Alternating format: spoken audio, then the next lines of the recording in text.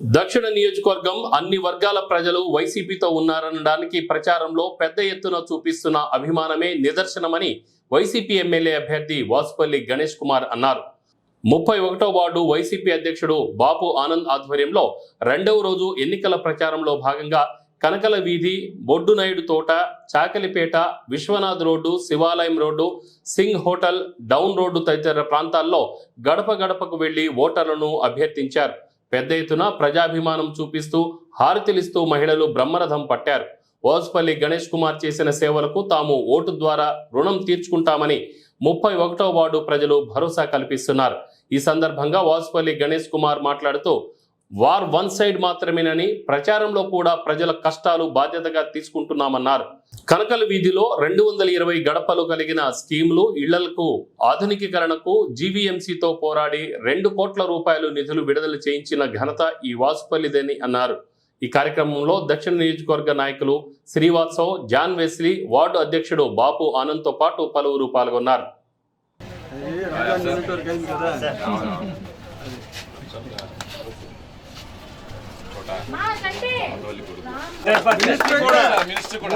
తప్పుకుంటుంది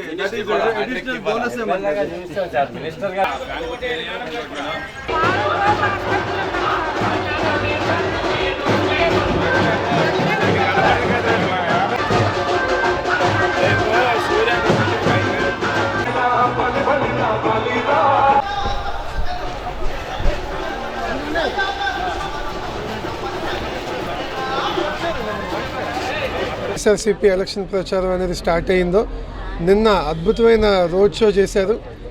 ఇక్కడ బాపు ఆనంద్ గారి అధ్యక్షతన రోడ్ షో మొత్తం వైఎస్ఆర్సీపీ లీడర్స్ కానీ క్యాడర్ కానీ అద్భుతంగా చేసి ఈరోజు ఏదైతే వాసుపల్లి గణేష్ గారిని ఎమ్మెల్యేగా, అలాగే బొత్స ఝాన్సీ లక్ష్మి గారిని ఎంపీగా జగన్మోహన్ రెడ్డి గారు నిలబెట్టారో ఇద్దరికీ అఖండమైన మెజారిటీతో వాళ్ళు ఓట్లు వేసి గెలిపించడానికి జనం అంతా కూడా సిద్ధంగా ఉన్నారని మాకు నిన్న రోడ్ షోలో మాకు అక్కడి నుంచి అర్థమైంది. ఈరోజు కూడా ఇక్కడ ఏదైతే కనకల దెబ్బి స్కీమ్ హౌసింగ్ నుంచి స్టార్ట్ చేసామో డోర్ టు డోర్ వెళ్ళి ప్రతి దగ్గర కూడా చేసిన మంచి పనులు, అలాగే ఇంకేమైనా మిగిలిపోతే వచ్చే 5 ఏళ్ళలో ఖచ్చితంగా చేయడానికి అంతా ముందున్నారని చెప్పడానికి ప్రభుత్వ విషయాలు, అదేవిధంగా ఏదైతే ప్రజా దర్బారు పెడతారో ప్రజా దర్బారు యొక్క స్పందన కూడా వాళ్ళు కూడా చెప్తున్నారు.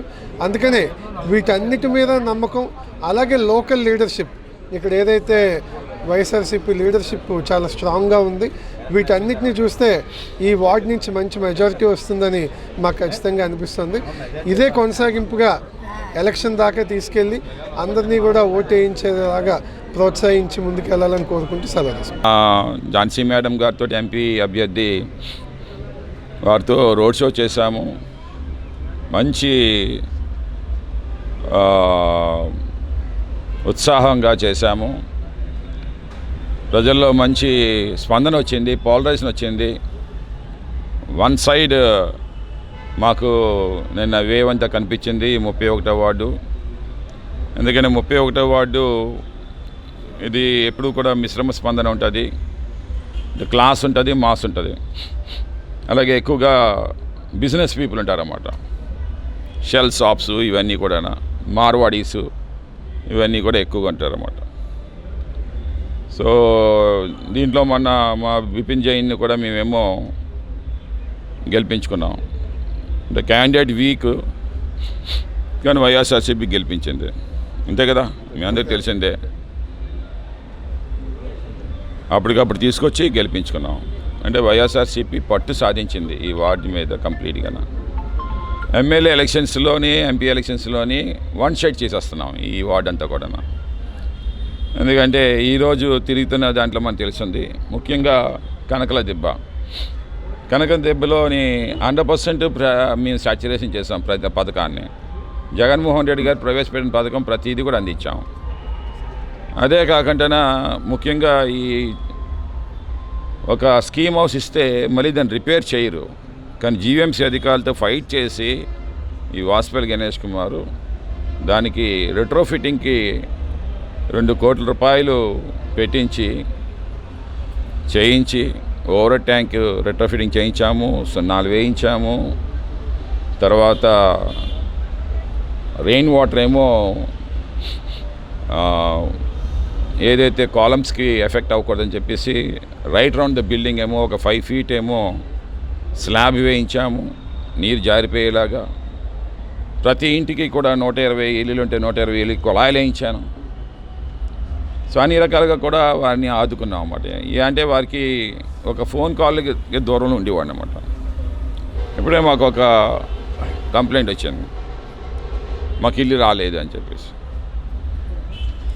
అలాంటివి వెరీ రేర్ అన్నమాట. అసలు ఇల్లు రాలేదని అంటే వాళ్ళలో ఉండే బద్ధకం అంటాను నేను ఓపెన్గా చెప్తాను.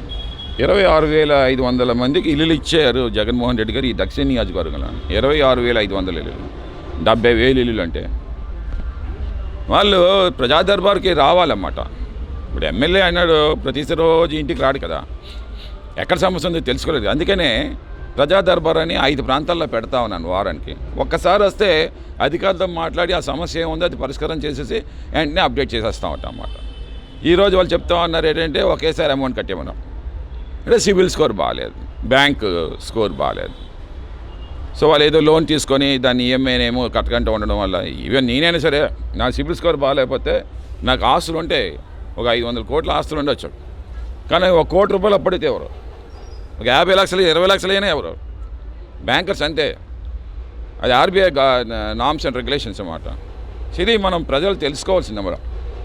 ఏదైనా సరే దాంట్లో అప్పుడు ఏంటంటే వెంటనే కట్టడానికి దాన్ని స్ప్లిట్ చేసి ఒక 2 ఇన్స్టాల్మెంట్స్ 3 ఇన్స్టాల్మెంట్లో నేనేమో పీడీసీతో కానీ కమిషన్తో మాట్లాడి చేయించగలుగుతాం అన్నమాట. కానీ ఈరోజు ఏమో అంటే అలాంటి కంప్లైంట్స్ ఈరోజు నేను మీడియా ద్వారా తెలియజేస్తా ఉన్నాను. ఇదంటే ఇది ఎలక్షన్స్ క్యాంపెయిన్ అయినా సరే సమస్యను కూడా లేవనెత్తుకోవాలి మనం ఒకసారి.